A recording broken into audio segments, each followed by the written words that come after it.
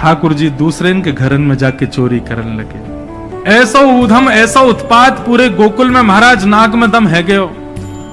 सब गोपी परेशान है गई, सास ननद डांट रही हैं, पति डांट रहे हैं, अरे कंस काउदना हमारे यहाँ सैनिक भेज के मरवा देगो, हमारे यहाँ से इतने दिन से मक्खन नहीं गए हो है।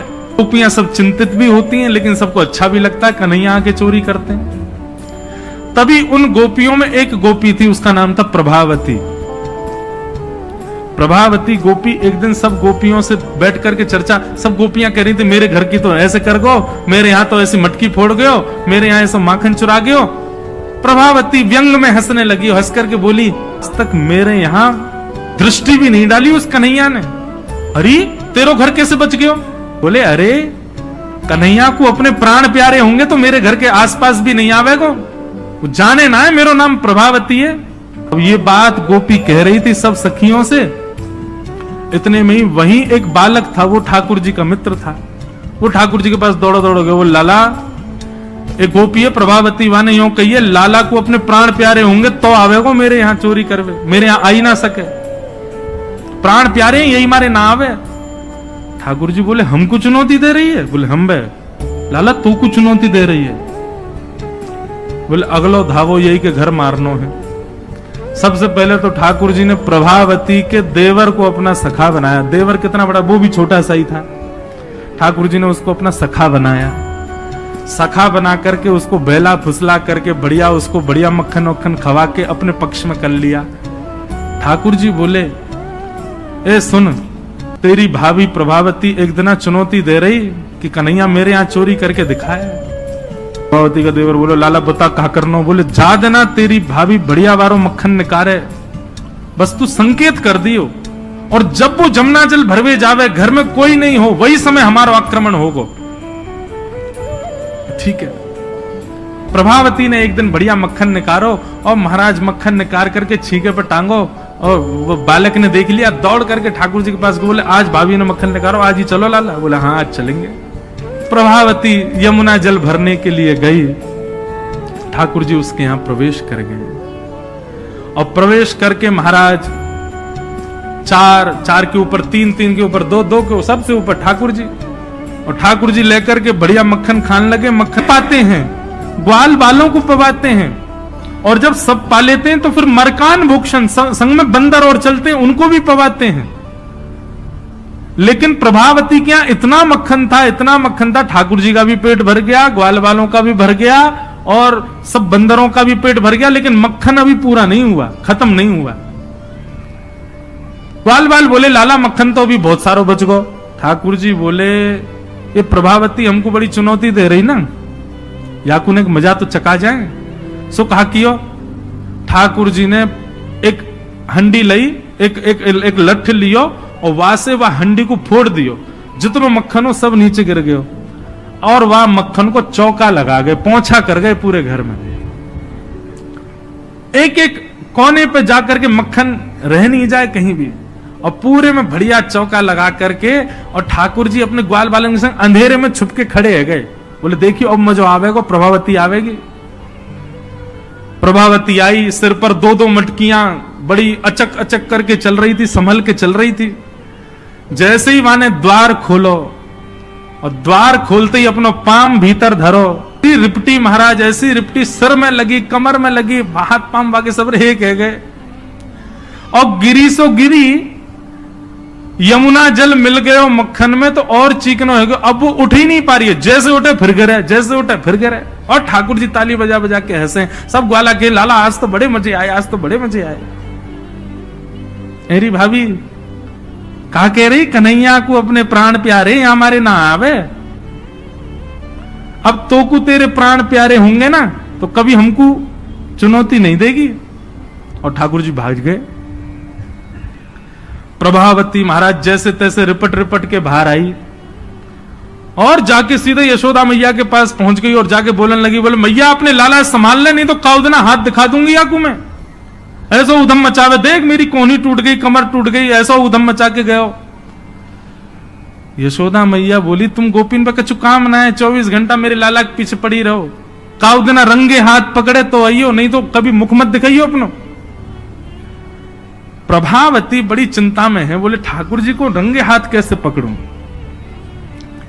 इतने में यानी विचार कियो कि मेरो जो देवर है वो लाला के संग बहुत ज्यादा रहवे, तो यार देवर को पहले अपने पक्ष में करो। ये देवर कभी ठाकुर जी के पक्ष में जा रहा हो, कभी प्रभावती के पक्ष में। प्रभावती ने एक दिन वाकू दिखाते भय मक्खन निकारो, आज तो धोरी गैया को मक्खन है, इतना मधुर मक्खन है, और या से तो आज मैं शाम को बढ़िया रोटी बनाऊंगी, घी बना करके सबको पवाऊंगी, अब बढ़िया मक्खन निकारो। देवर ने देख लिया और जाकर के सीधे पहुंचो लाला के पास, वो लाला भाभी ने आज धोरी गैया को मक्खन बनाया।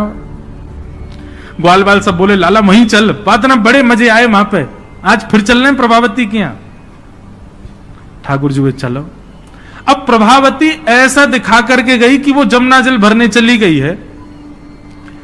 ठाकुर जी ने देख लिया प्रभावती जमुना जल भरवे गई है, लेकिन जैसे ही ठाकुर जी वाके घर की ओर भागे, प्रभावती दौड़ करके पीछे के द्वार से भीतर घर में आ गई और चुपचाप खड़ी हो गई अंधेरे में, हाथ में बड़ा डंडा लेकर के।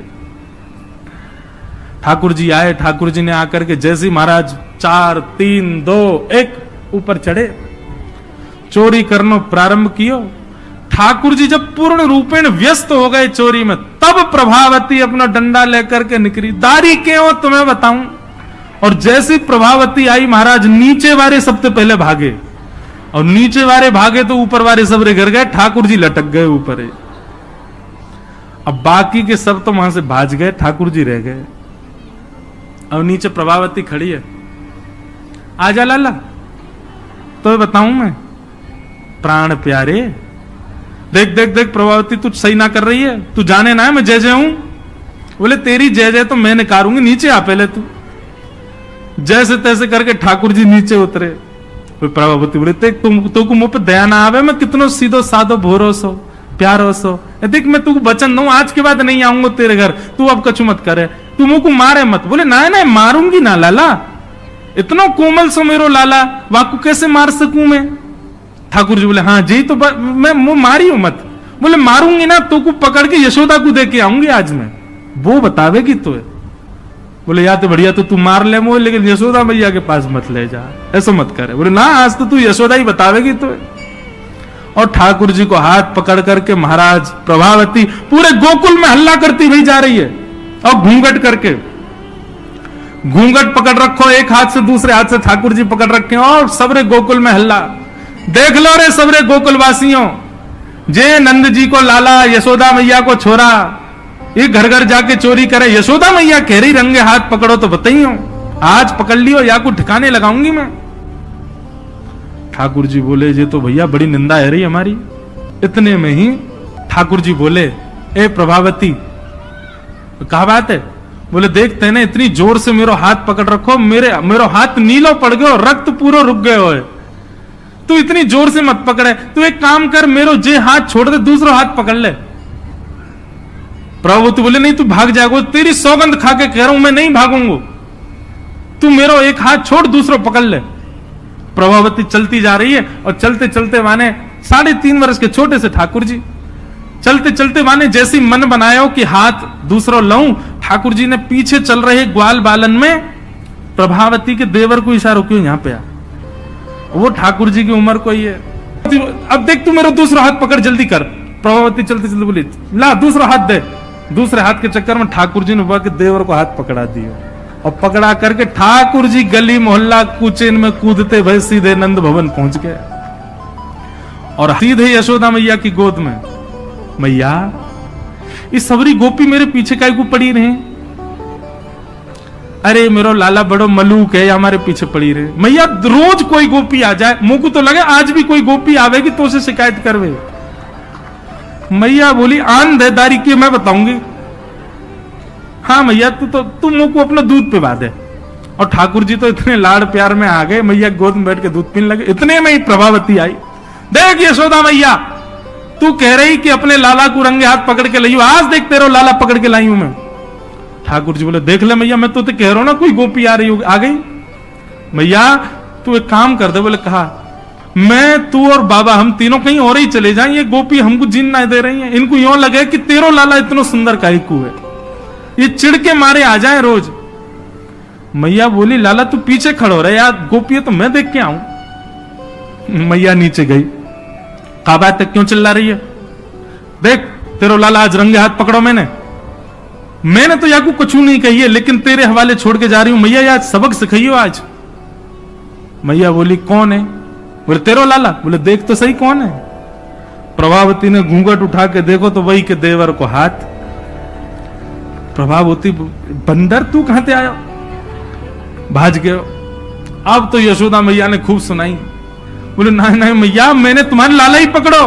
बोले तू झूठ बोले, मेरो लाला तो अभी दूध पी रहा मेरी गोदी में बैठ के।